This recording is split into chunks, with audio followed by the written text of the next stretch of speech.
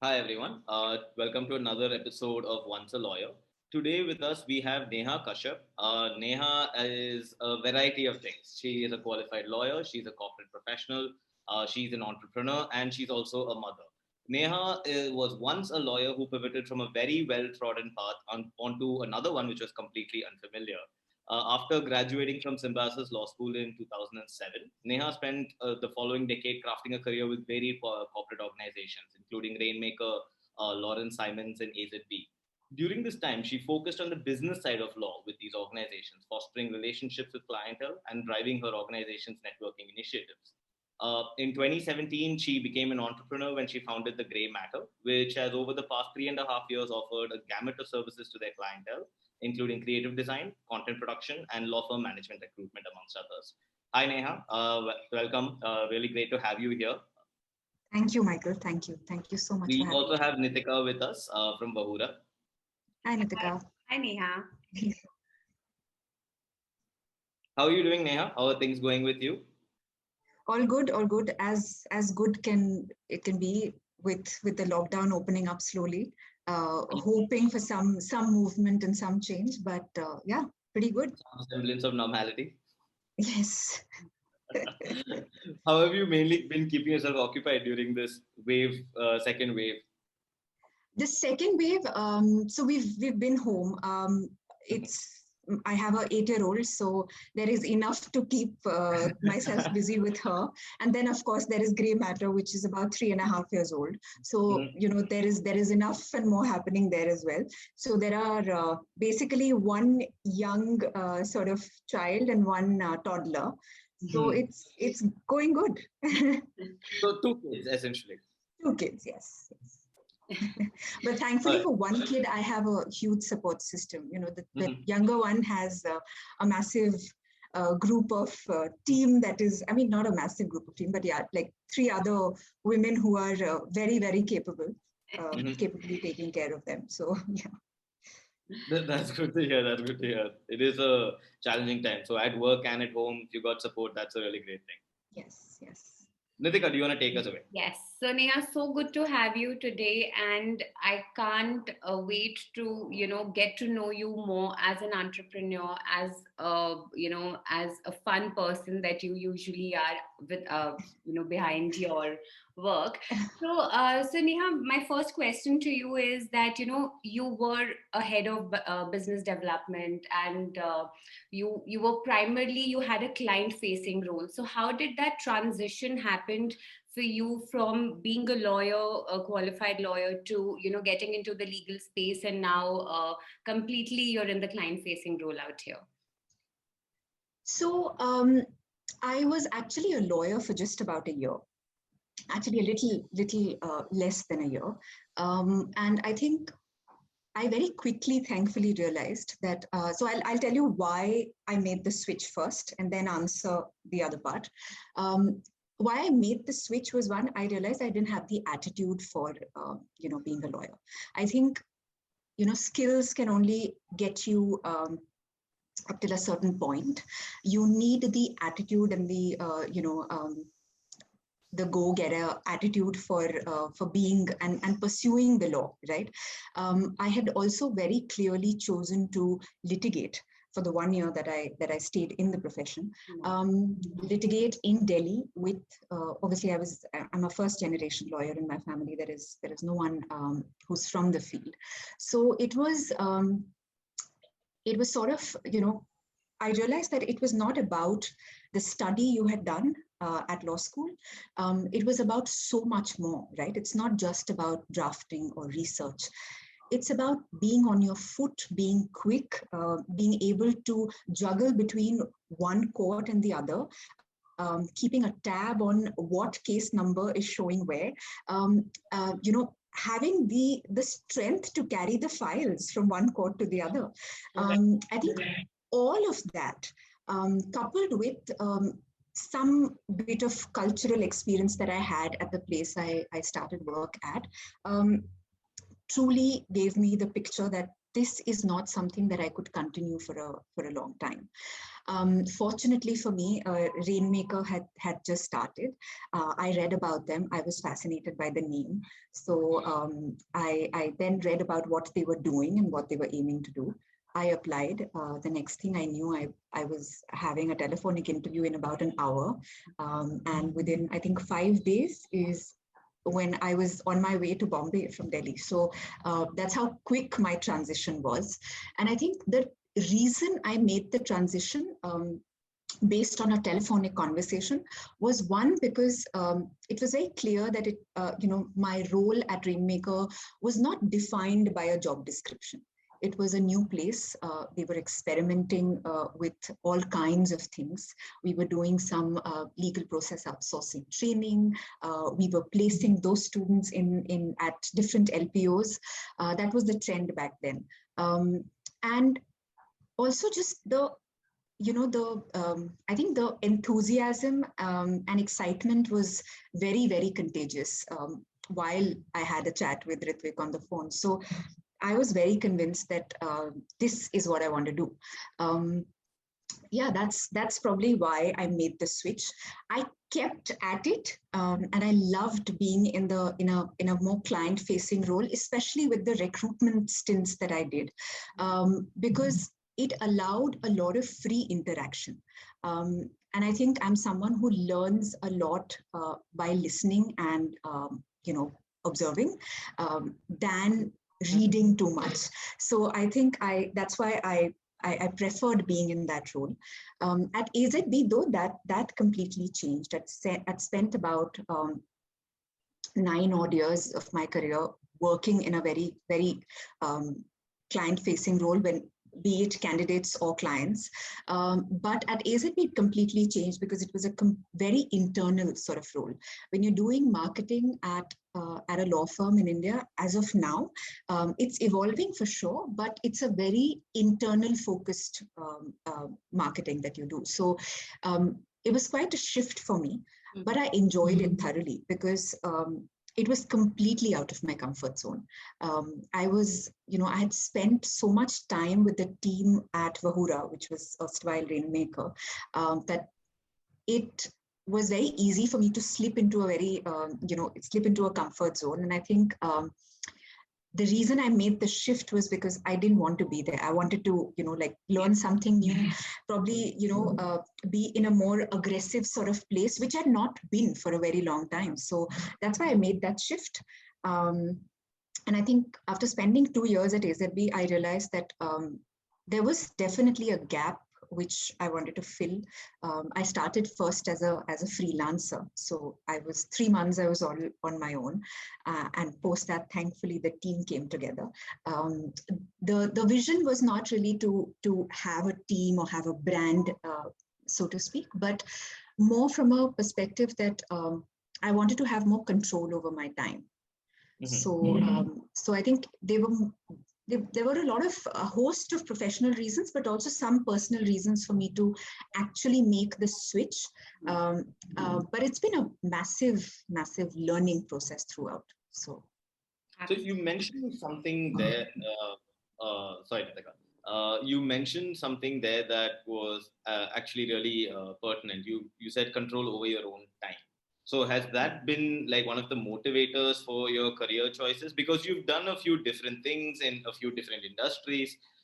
So has that been a driving force? What would you say like the ultimate goal is or the vision is per se for yourself, not for Greymaker, for yourself? Understood. So I think it's the motivator changed when I became a mother. That's when it was more about having control over my own time. But otherwise, in general, as a person, I think my motivators have been freedom, where I don't like environments where people are micromanaged. That's something that I just cannot function well in those environments. So that's one. I think free-flowing interactions are very important. Experimenting with new ideas and things are extremely important. And I think anywhere where there is, less of bureaucracy and layering and more openness is something that that I love. So I think those were the primary motivators, and constant learning. The minute I feel like I'm not growing or I'm not doing anything new or learning anything new, I feel like I want to move out. So there's a paradox. I mean, there's a something that comes up when you mention that, right? Right. Because anytime you do anything new, the first 2-3 years are always exciting because you're learning a whole new field, you're learning a lot of new skills, processes, Correct. testing your versatility a lot.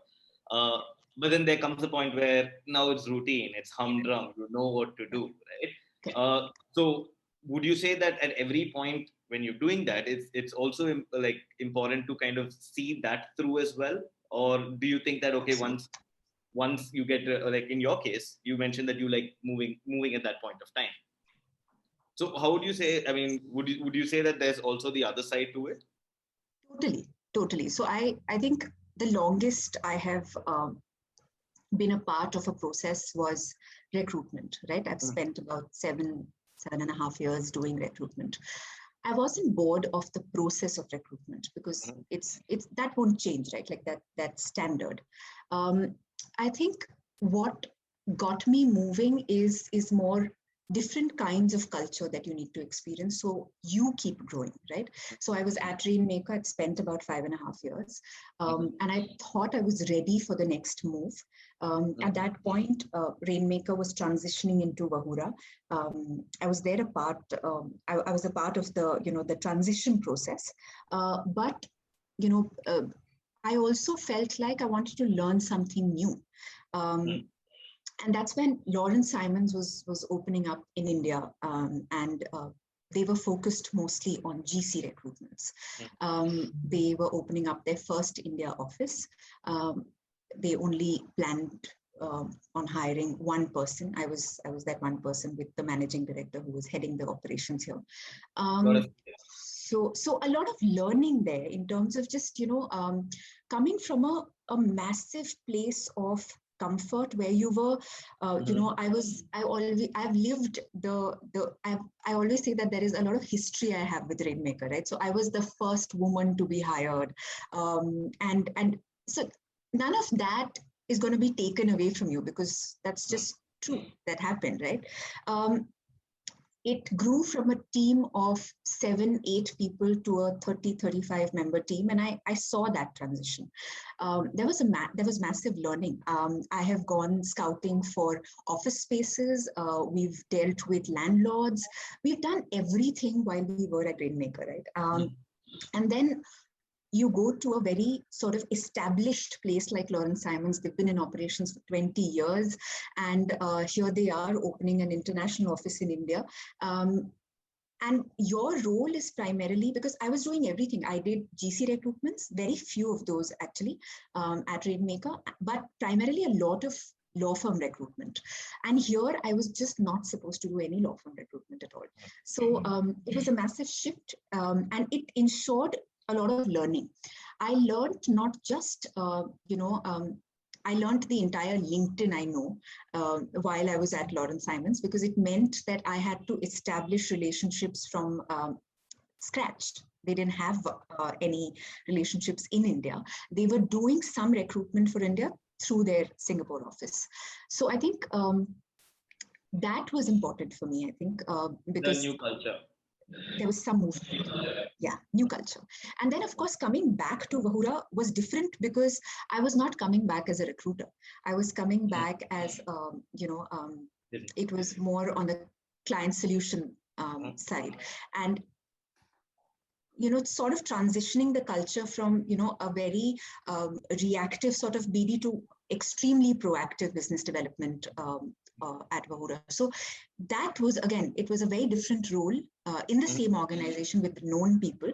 But yeah, I did that for 2 years. And then Azb was completely different, like I said in the previous question. So I think you can't run away from the fact that you will learn on the job for maybe 6 months to a year, and then everything will become monotonous.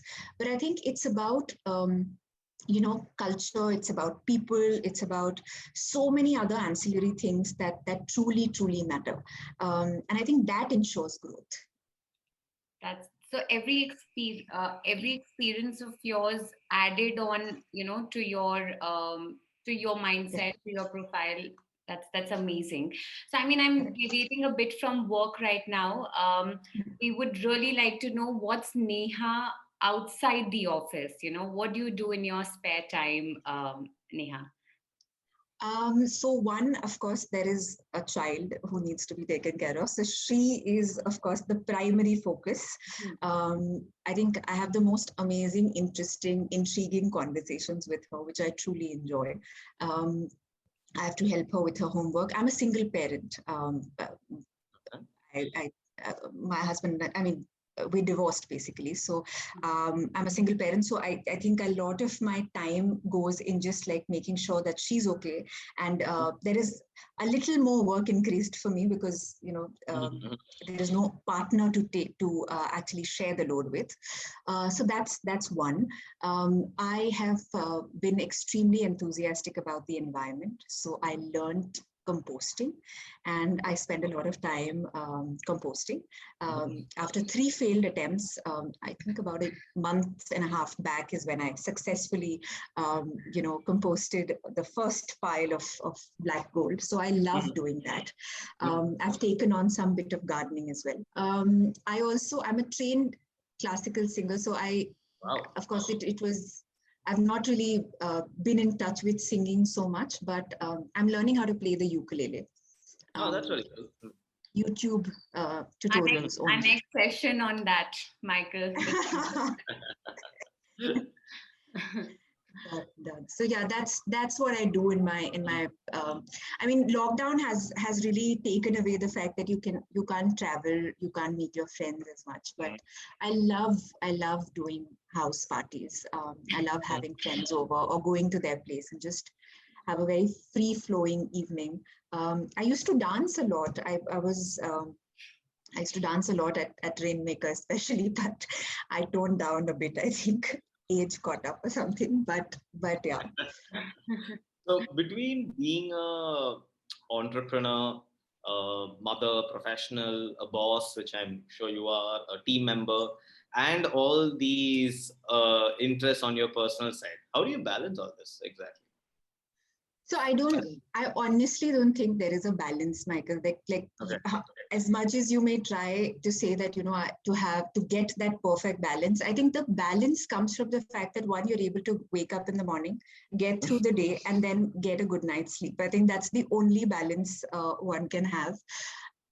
Honestly, on certain days, you'll be a kick-ass professional. You'll feel so satisfied with what you did at work. On certain days, you'll feel like you're a failure as a professional and you failed as a mother also.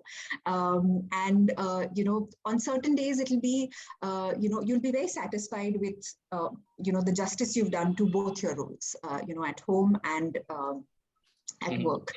Um, I'm definitely not boss material at all. I have very, I think my skills there are limited, but I have a great team. So I think that really helps. We have tons of conversations that really helps, and I think yeah, that's probably that's what keeps me going. I don't think I found the balance. I don't know what it is. But it's going well. I mean, It is. It is. without that as well. So, Correct. Neha, what are your takeaways, from the last decade? Could you share some inferences from your own journey with all of us?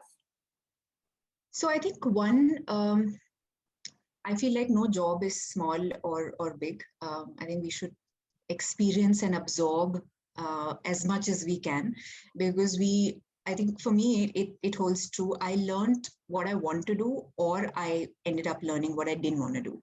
So I think it has worked really well in that sense. So I truly believe in just take on whatever you can, and what interests you, and then take a call. It's okay to experiment. It's okay to not know that one thing that truly gets your vote, or it's your calling, so to speak. Not all of us will find it, and it's absolutely fine. I think the other thing is that designations is not something you should focus on. For me, at least, it's very, very true. I think it's a part of who you are. It's not all of you. So I think that's another thing. And yeah, and as long as you're learning, as long as you're growing, I think there is no other progress, that can make you feel as fulfilled as growth can.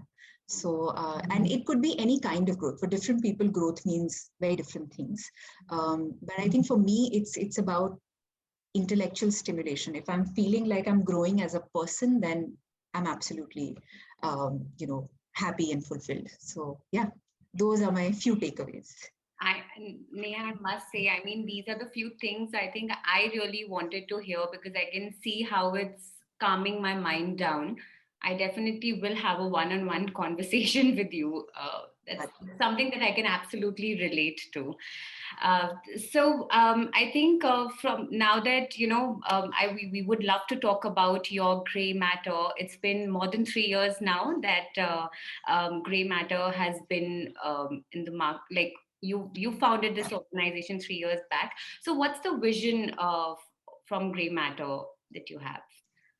So I think our very my very clear thought when we established the brand and we said that it's going to be a team that's going to be working together, was one, we wanted to have fun while we were doing serious work.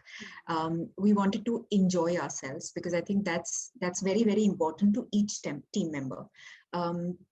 We wanted to be very action oriented. I think we're very action oriented. We think of something, we try and we live by the philosophy that it's okay to fail faster than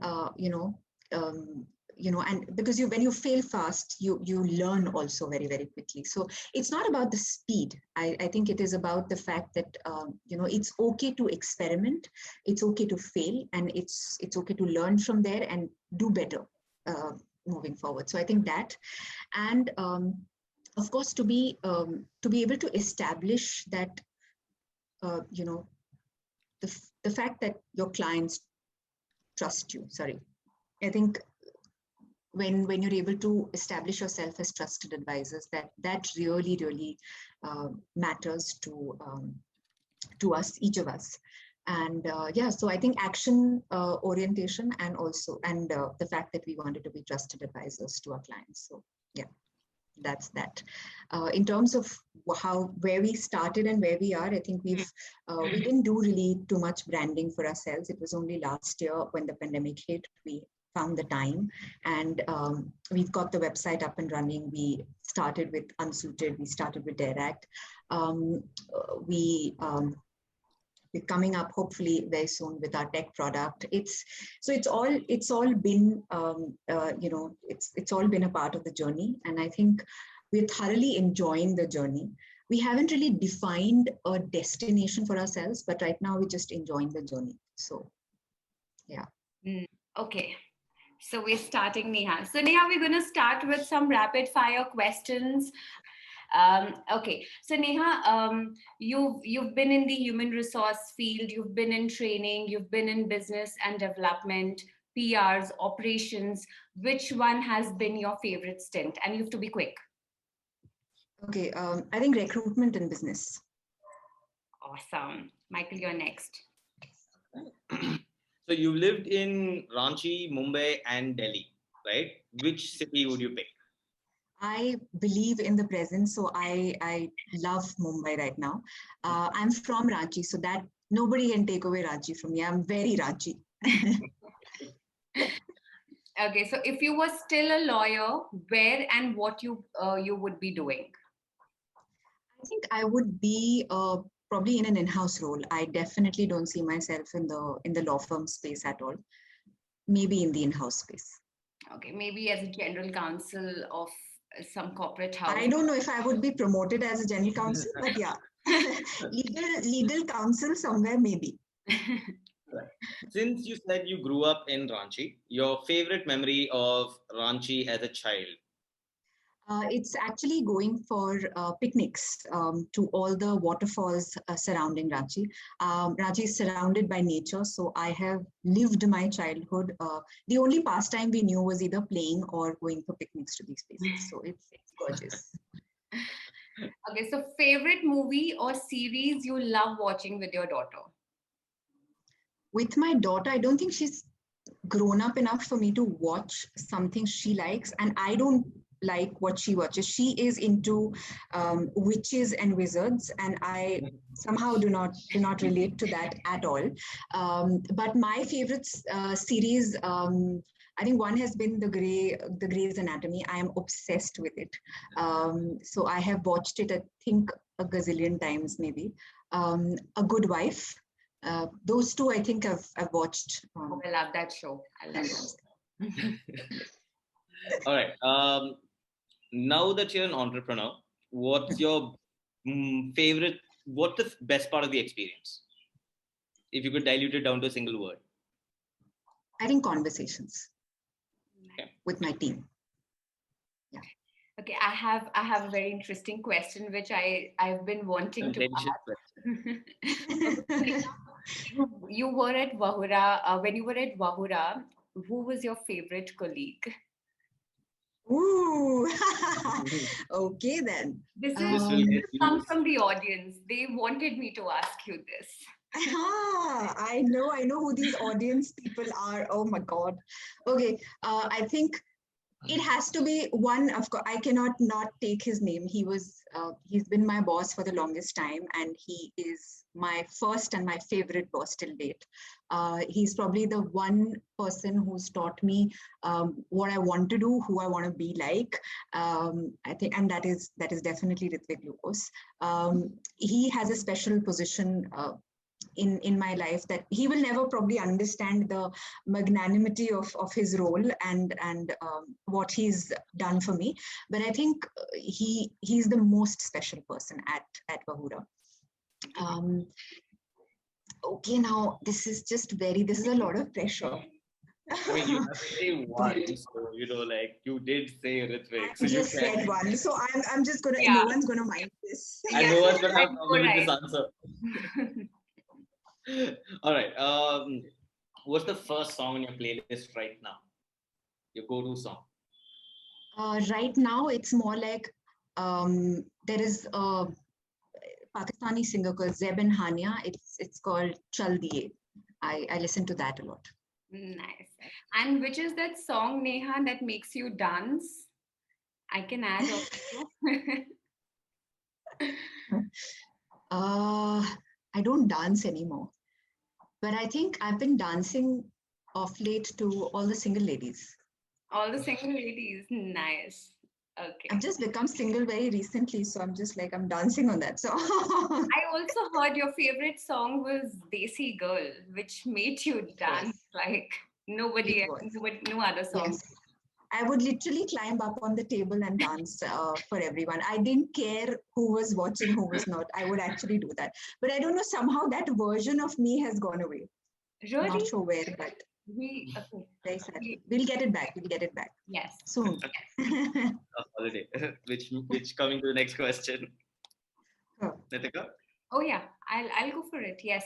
So next holiday destination for you, Neha, when we can actually travel. I really want to go to Kerala. Oh yeah? Okay. Done. Then this is doable. You should definitely plan out Kerala. And now that I have also seen half of the places, I'll be more than happy to tell you. You've very strategically, I've said Kerala right now. I'm a huge foodie and I love Kerala food. So I definitely want to be there and eat the food and go on the backwater rides. So that's what I want to do. All right. Thank you so much for being here with us today, Neha. Thank you so much for your insights, your perspective, as well as the recounting of your journey. It's actually quite interesting overall. Thank you.